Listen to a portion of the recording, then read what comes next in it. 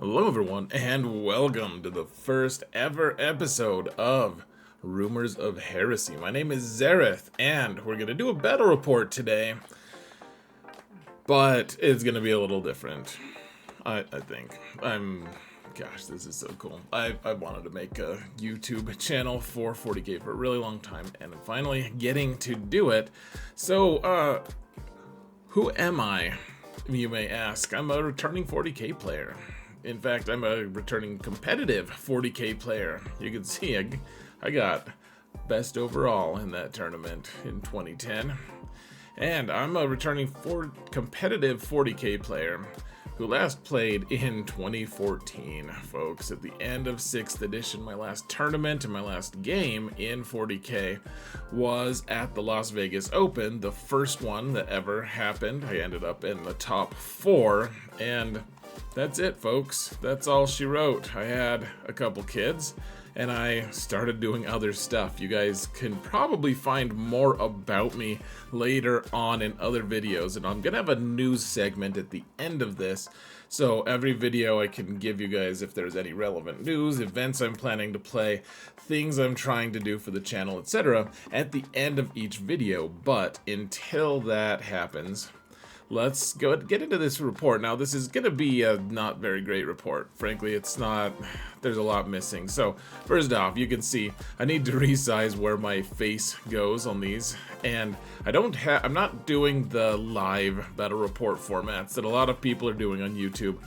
Because what I want to end up being able to do, guys, is talk about my tournament games and my, iterations for my lists, and trying to chisel out some kind of competitive value. I don't know.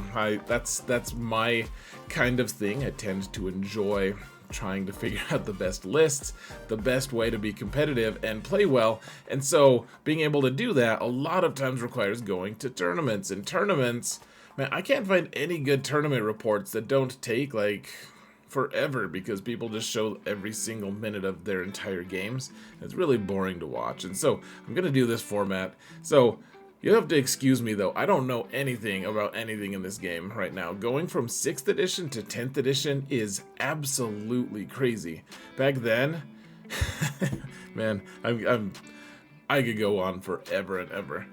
Remember when Target Locked used to be, or Target Locked, remember then Twin Linked used to be a reroll to hit?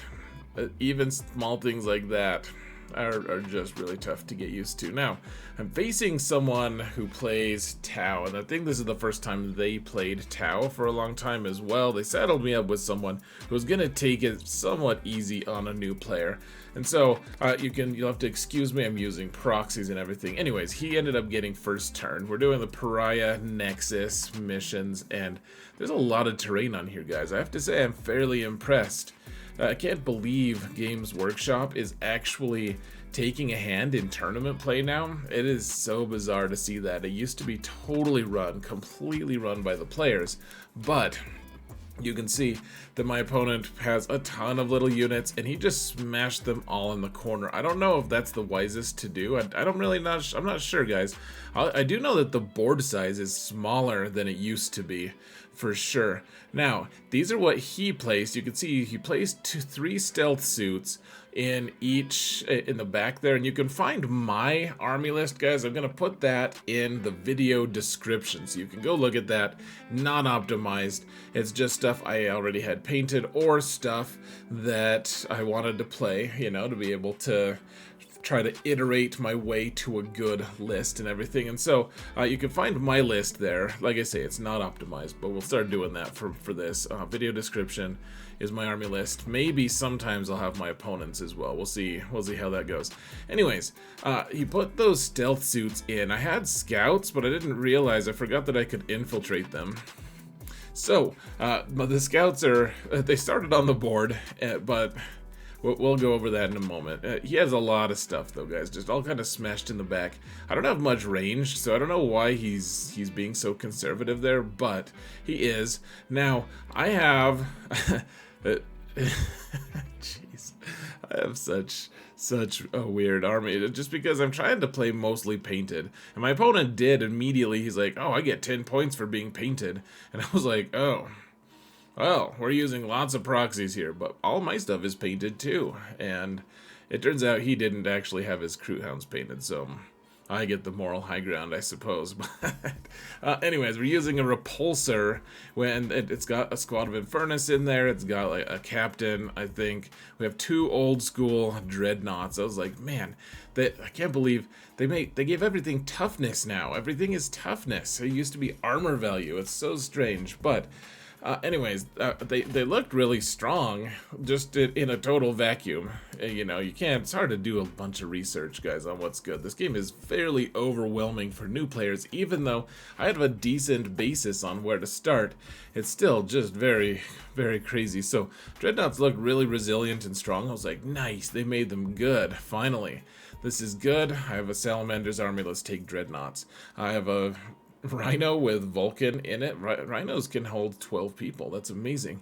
And then a Land Raider Redeemer with the Bladeguard and Adrax, which the only place I could get out of my deployment zone with the Land Raider is up past the terrain feature that he's hiding behind and into the center that way. And so kind of going out of my way here with that, but that's what's going on. Here are the objectives. We're playing Linchpin here, which means you get 3 points for your own objective, and once you're controlling your home objective, then when you control other objectives, you get 5 victory points or something, which is another new thing. It used to be you just grabbed objectives at the end of the game. Now you score them continuously throughout the game, which is I was not prepared for, folks. Now, I didn't keep track of my secondary missions. I'm sorry, folks. I really am. I know that that's a huge part of the strategy for this game, and I will make better notes and will be more meticulous about this in the future, but this is a placeholder. This is kind of what it's going to look like. Obviously, my face is going to be hopefully less in the way in the future, but I don't know if I got these 2. I just picked 2 random secondaries. My opponent did way better on secondaries than me, as you might expect, but here's their turn 1. So they kind of just advanced. They put a thing, is it called sticky, on an objective, which is such a weird thing. Like the Kroot could apparently claim an objective in the middle, and then they could just keep moving and like still control that objective. It's very strange. He just kind of generally advanced toward me. I had my guys well enough that I didn't think he could shoot at me, and I was pleasantly surprised that I was correct. But he is in a position to be able to score on 4 different objectives right now if I'm not careful in the next turn, which there's no guarantee that I will be, to be clear, folks. Now, his Kroot had advanced, and so I got my Infernus out of the repulsor, put him onto the 2nd level so I could see, and we just roasted some Kroot. I spent a lot of effort trying to kill his Devilfish, and I finally succeeded in doing that. My Land Raider Redeemer moved up and disembarked with Bladeguard and Adrax. I was afraid to shoot at the stealth suits in the back because he was positioned in a way that I thought maybe I wouldn't be able to charge him, so I decided to just hold off in my shooting. I thought I could just charge him and be good to go. My Dreadnoughts went in and shot the what's it called? The something keel? Stealth keel? I don't remember. Ghost keel. Yeah, so went in, shot that thing, and then both of them charged in and killed the guy, which was pretty cool. I was like, yes, Dreadnoughts are good again. This is so awesome. Oh yeah, in the back you can see my old Dark Eldar guys who are 40mm bases. That's Adrax and the Bladeguard on the right-hand side there, guys. They charged and killed the stealth suits. He had a character with those stealth suits that he said wasn't part of the unit. I don't know if it was just it was so strange. Back in my day, they used to just automatically attach to a unit, but apparently that wasn't the case. And so I killed everything except for his one character back there. So for what it's worth. Anyways, I've had a somewhat productive turn. Man, killing that Devilfish took every shot I had. I was just kind of flabbergasted. Crazy to think how tough it is to kill some things these days. Now, there's a lot of rules that I just kind of skipped and went over my head and stuff, and so I think my next game is going to be a lot better in terms of what my decisions are and everything, but one way or another, folks, he started off, and I think we start tallying the scores here eventually, but I think it's turn 2 that you can start scoring, as what I think he was telling me, and so I think he scored quite a bit. I did take over the objective on the top right, and so I think his turn he was able to get, what, 3 in the corner and then 5 on 2 of the other ones, so he was able to score like 13, and we're not keeping track of secondaries, folks. He's winning in secondaries. You don't worry. Don't you worry. Now, apparently I didn't take any pictures for his turn 2, and we'll have to be more diligent on pictures as well, folks. But he did kill my dreadnoughts just shockingly easily. Like one piranha just torched one of my dreadnoughts, just like from full health to dead. He was like, yeah, it's a fusion blaster. You've never heard of a fusion blaster? I was like, yes, but that's not what they did. And then I remembered that's exactly what they used to do. They just did it in a different way. Dreadnoughts only having 8 wounds is apparently just not awesome. I thought it was awesome, but it's not. So he did move his troops around, like, so you know, he had all that stuff smashed in the top right corner. He's starting to move it all down that left flank where he controls it, kind of hiding behind all the different ruins and everything. And he's playing real cagey, like he's just kind of trying to jam me into my own zone. Like essentially he's like, okay, I kind of admired the strategy in the sense that he was just he was content to just keep feeding me units while he scored, and I was just kind of trapped in my own little box, which, I mean, I think that's a valid strategy. We gotta find a way to break through it at some point. Now, for my own turn 2, you can see a lot of different things were skipped here, and I apologize kind of for that. Oh, my face is in the way. I'll move it in just a moment. So I didn't take a picture at the end of my own turn either, and so this is the end of the Tau's turn 3. At the start of my turn, I was able to score 3 on my main objective, and then 1 on the top right corner. I killed his main character. Now, my opponent let me take something back. I took my scouts, instead of just deploying them on the bottom right, he let me just bring them in as reserves, and so they went in and just claimed that objective. They used their shotguns to gun down that character, and the Blade Guard also shot the character. The problem being, I didn't get them close enough to embark into the Land Raider up top. So, anyways, other things that I did, yeah, so we killed the stealth suit character, or the infiltrating character. I don't know if it's a stealth suit. I don't know the units anymore, guys. That's so crazy. And I shot everything into his one open riptide. It didn't die. I did kill a piranha. And here, I'll move my face just a sec, guys. It's gonna be crazy. It's gonna be so trippy. Let's see. My Storm Talon gunship came in and did nothing. I shot at a... You know what? I think maybe it did like 1 wound to the riptide. It was embarrassing. And then I didn't get to the center of the board. So basically he kept me pinned pretty well, and you know, it's just me not being able to time things very well. So anyways, let's move on to the next. All right. So here we are. Oh, let me just, I'll just make my face go away for a moment. There we go. You're welcome. Or I'm sorry. I'm sure some of you are deeply regretting the lack right now, but you can see that his Riptide, with 1 wound left, charged my repulsor, and it didn't do that much. It's so weird. The Riptides used to be monstrous creatures. They had wounds, but they didn't explode. So eventually, like when I was killing stuff, when I was killing his suits, every time he's like, does it explode? Does it explode? It was very strange. Anyways, so he's got those stealth suits just sitting on the objective, out of sight, and meanwhile, his Riptides, he remembered at that point that he could advance with his suits and still shoot all the way through turn 3, which is something that we all forget when we're playing a new army, of course. So anyways, they all shot, and they killed the Storm Talon, and I'm sad because that's probably my best paint job in my army. Now, I'm going to be hiring people to paint my armies, I believe, for this channel, but I used to take a lot of pride in my paint jobs, and I did a very good job. I won Best Painted at a tournament, at a grand tournament at one point, in fact. And so, you know, I'm not a slouch, but I was kind of sad because my Riptide, or my poor Stormdale gunship just died before you could even see it on the board, and you're probably not gonna see it again because it sucked so bad.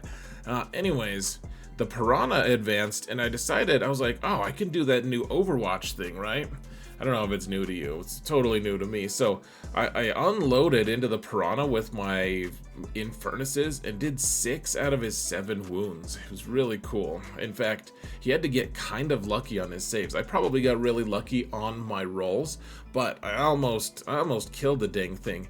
Anyways, they plinked away a couple of my Infernus Marines, and my... you can see my son on the bottom right there, my 10-year-old. He's helping me. We're actually talking about lists and stuff. He's a very bright boy, and so, anyways, he's there. He's excited. This is his first 40k game, and he's pointing and stuff. I couldn't tell if my opponent thought it was great or not, but I thought it was great. He's a non-obnoxious kid, well, guys. So, anyways, yeah, he did some stuff to me, not much though. Like his hammerhead shot at my Land Raider, couldn't kill it. I don't remember exactly. I don't even think he did any damage. Maybe did he just shoot something else? I don't remember, guys. His second ghost kill gets into the middle there. And he just keeps advancing more and more troops into the middle, which, you know, he's got a bunch of Fire Warriors and stuff. I think I killed some Fire Warriors in my own turn. Anyways, I score a few more, and I don't know if all these words are working, guys. I feel like they're dominating the screen a little bit, but we're gonna leave it for this time. We'll make iterative changes to my army lists, but I'll also be making changes to the way I'm making videos as well. We just needed to get this one out there because I'm going to be playing another game pretty soon. Anyways, for my turn, I advanced the Land Raider. I just drove it forward 12 inches because I was gonna, another crazy thing, Land Raiders can charge now, but that's a real thing. It's bizarre. But I wanted to get on his objective, and so he had some Pathfinders on the objective. I was like, all right, let's get closer. Let's try to smash these guys. Didn't actually hit with, like, I had 6 rolls to hit on a 4+ and missed all of them. Embarrassing. My Infernus, I knew he was gonna go for my Infernuses with the Riptides and the Piranha in the bottom, on the bottom there. So I decided to advance them toward the objective as well. I did do an advance. I think we roasted something. Oh yeah, we killed that ghost kill. Which you can do some cool stuff with that, with the orders to be able to get the wounds, the destructive wounds, the devastating wounds. Yeah, devastating wounds.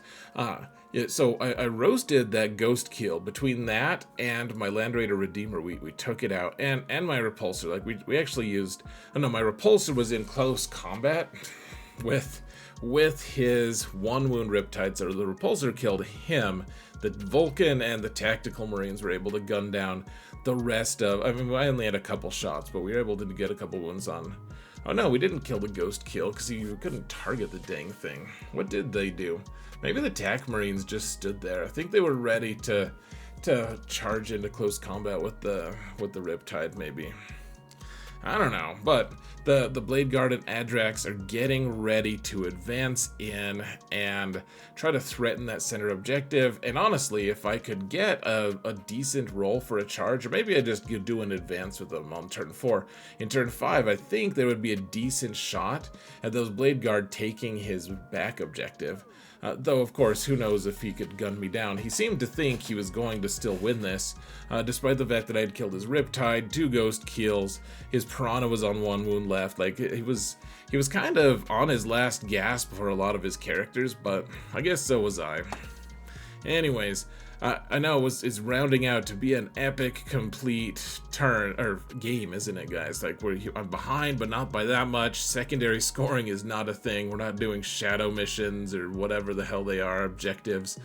But then my opponent was like, "Hey, did you know that the store is gonna close kind of soon, and we've been taking forever to play? Like we spent over an hour setting up the board. It was insane." Because he didn't know how to do it really that well, and I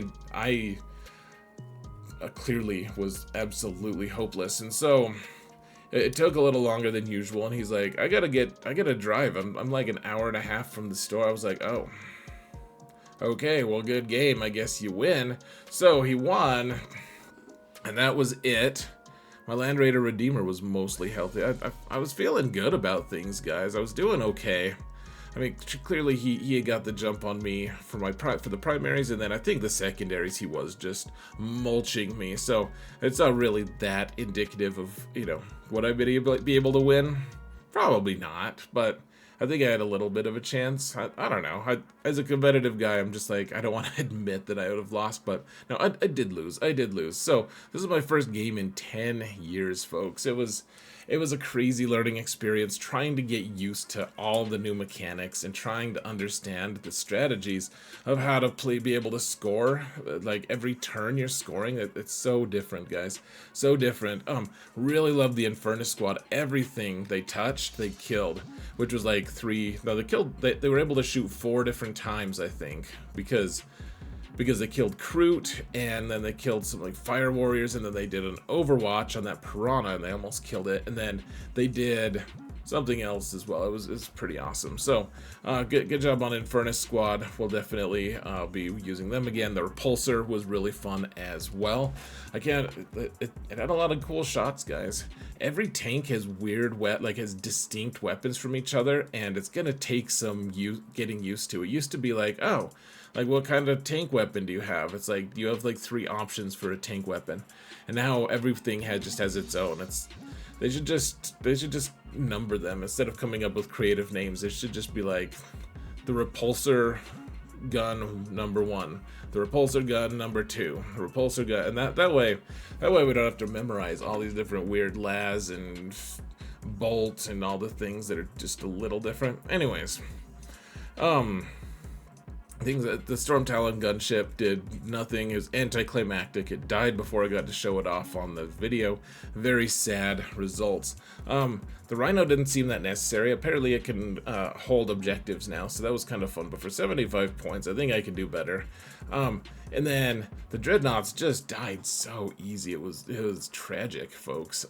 Definitely want to try the Redeemer and Bladeguard Veterans again. Redeemer seemed like it was doing okay.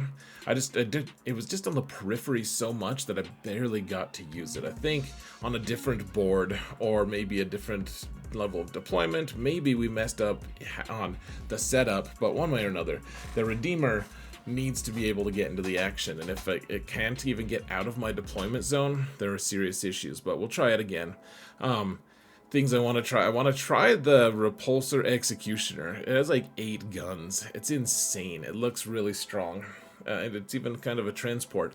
I want to try Jump Pack Marines. I think that in this Pariah Nexus stuff, where you can do a bunch of like, it seems to me that a lot of mobility, like there's a lot of line of sight blocking pieces of terrain, which is wonderful for tournament play.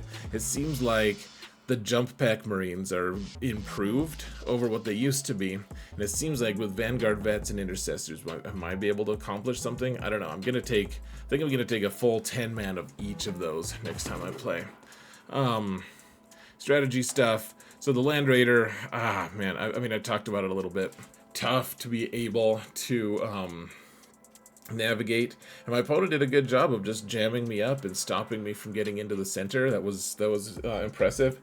I need an army that's a little more responsive. I need, like I said, those jump packs seem like they could be okay, because I could just jump over that Kroot squad and get to the stuff in the middle way easier if I decided to do it that way.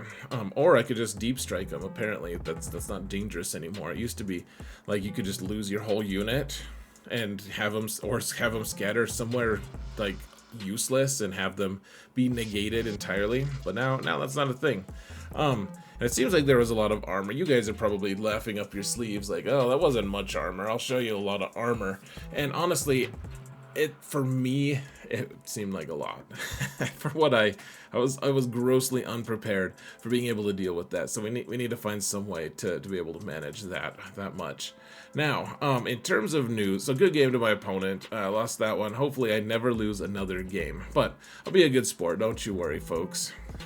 You just won't find the evidence of it here. Just kidding. So, news. Like I said, I'm paying someone to paint my army. I can't talk. Bladeguard veterans are getting done. I don't own all of the models that I want to be able to play eventually, but this is the first batch of models, and they're looking good. This is a work in progress that he sent me earlier, so awesome. Thank you for that work. And then one thing I guess you should know, and we'll fill out more information about me, about what my priorities and preferences, and what I'm going to be doing more as time passes. You know, there's a lot to unpack. I'm a very complex individual, obviously, but no. One thing I am doing though, guys, Salamanders have always struck me as a really nice, like, learning army, because, you know, Space Marines has got a lot of the basic stuff. Like, this is kind of like the starting army that Games Workshop has typically always assigned. Like, their codex always comes out right when the new edition comes out, etc.